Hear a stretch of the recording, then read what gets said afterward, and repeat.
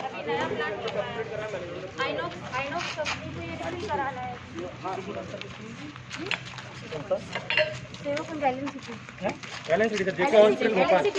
भोपाल उसका पूरा ब्रांच है ये। बस इसमें हो जाए तो 300 बेड कंप्लीट लोगों को 4 घंटा।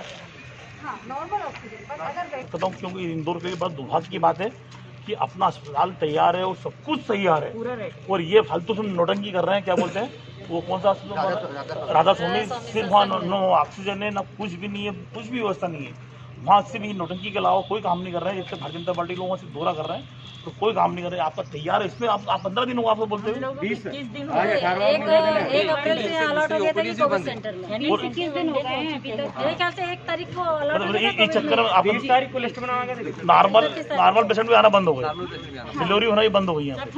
क्योंकि अभी हम नॉर्मल पेशेंट ट्रीट नहीं हमने सारा तैयारी मतलब घोषणा करके आम पब्लिक को भी गुमराह कर दिया है। ऑलरेडी क्लियर है हमको तो ऑक्सीजन पैसे कमी आ रही है। नहीं पैसे देने को ऑक्सीजन कहीं से बुलवा हम सकते लोग हैं। संपन्न है, पैसे की जरूरत नहीं है, हमको ऑक्सीजन की जरूरत है। जो टैंक में फिल करने आए फिल करवाना पड़ेगा। मैडम परसों बड़ा डेक आया उसमें भी नहीं दिया आपको? नहीं हमारे पास कोई ये ऑक्सीजन के भैया का कहना है कि अपन बाहर से अपन खुद अगर परचेस कर सकते हैं ऑक्सीजन तो उसके लिए भैया तैयार है। नहीं सर, एक्चुअली जो आप बोल रहे हैं वो एकदम एक्चुअली डिजाइन में है। जो हमारा टैंक है वो आइनॉक्स का है, उनसे हमको एनओसी मिल गई है। अगर बाहर से एक बार भरवा दें तो हम उस पर विश्वास नहीं कर सकते क्योंकि उसको रोज रिफिल कराना पड़ेगा। कोई रोज रिफिल कराने की अगर आप लोग गारंटी दे रहे हैं तो फिर हम लोग तैयार है पेशेंट लेने के लिए। क्योंकि आप एक बार भरवा देंगे, पेशेंट हमने रख लिए, फिर ऑक्सीजन टैंक हमारा खाली हो गया तो पेशेंट तो वहाँ पे हमारी आंखों के सामने अगर जान जाएगी तो हमारी तो हालत खराब हो जाएगी ना।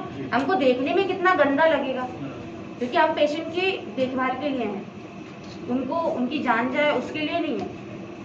तो हमको पेशेंट की सेफ्टी के लिए सबसे पहले ऑक्सीजन चाहिए। गवर्नमेंट से हमको यही हेल्प चाहिए कि रोज हमारा टैंक जब भी खाली हो तुरंत ऑक्सीजन रिफिल हो तो हम पेशेंट ले सकते हैं। अब आपको हमने सारा 300 बेड का हॉस्पिटल दे के रखा है, आईसीयू दे के रखा है, बाईपैक्स हैं, एचडीयू बेड हैं, सारी फैसिलिटी है। ऑक्सीजन नहीं है तो हमारा पूरा हॉस्पिटल खाली पड़ा है। आपके नॉर्मल पेशेंट भी सफर हो रहे हैं उसकी वजह से। जो हमारे नॉर्मल 200-250 ओपीडी होती थी, रोज 8-10-12 ऑपरेशन होते थे, डिलीवरीज होती थी, वो सारे बंद हो गए क्योंकि पेशेंट नहीं आ रहे हैं।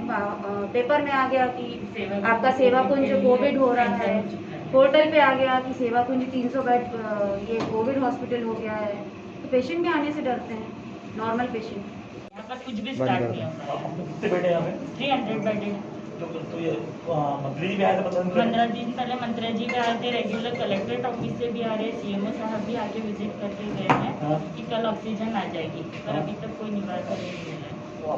पेशेंट कितने बचते हैं? अभी कुछ भी नहीं है सर, इसी वजह तो से बेड का अस्पताल तैयार है? अस्पताल तैयार है, पूरा स्टाफ रेडी है, स्टाफ भी रेडी है और डॉक्टर्स भी हैं, सारी फैसिलिटी अवेलेबल। ऑक्सीजन की वजह से कुछ नहीं है।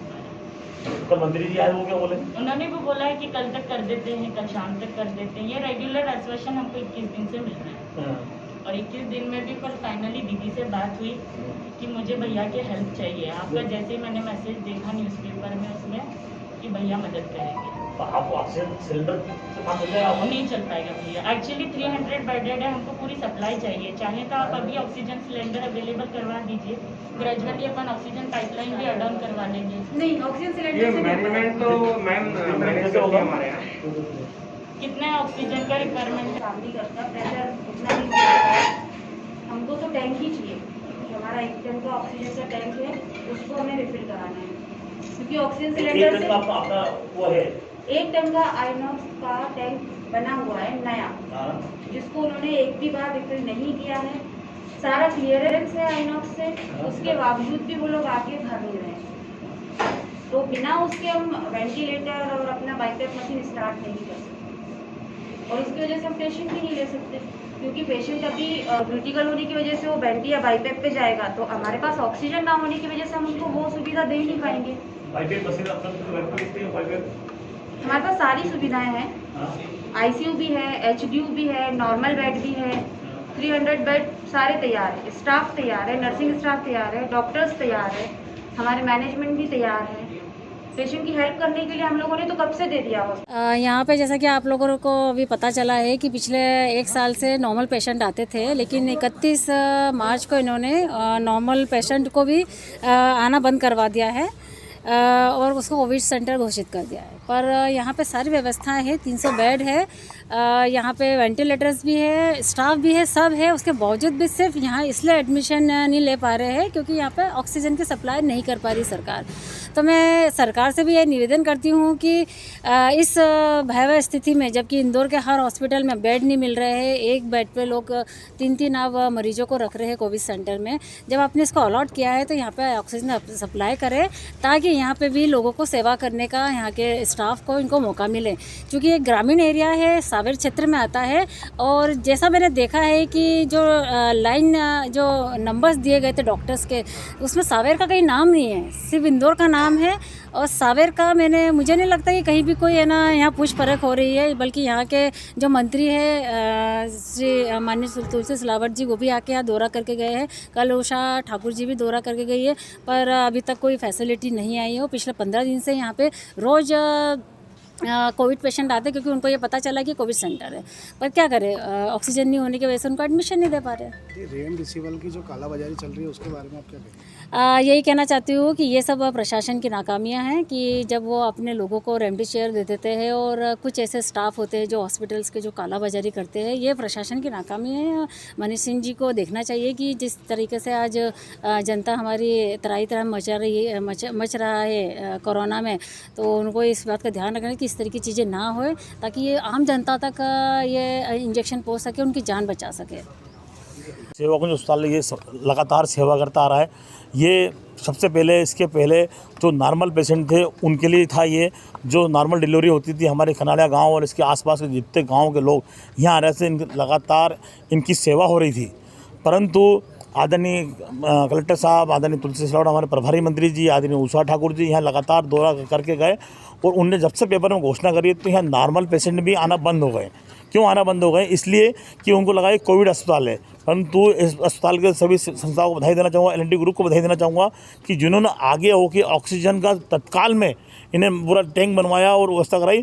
परंतु अभी तक आदरणीय मुख्यमंत्री से मांग करूँगा, आदरणीय स्वास्थ्य मंत्री हमारे विश्वास सारंग जी से मांग करने जाऊँगा। मैं आज सबसे बात करूँगा क्योंकि यहाँ 15 दिन से अस्पताल तैयार है, नर्सें तैयार हैं, डॉक्टर तैयार हैं, ऑक्सीजन टैंक तैयार है, परंतु ऑक्सीजन नहीं मिल रही हो। 300 बेड का पूरा तैयार है, परंतु ये व्यवस्था नहीं करी जा रही है।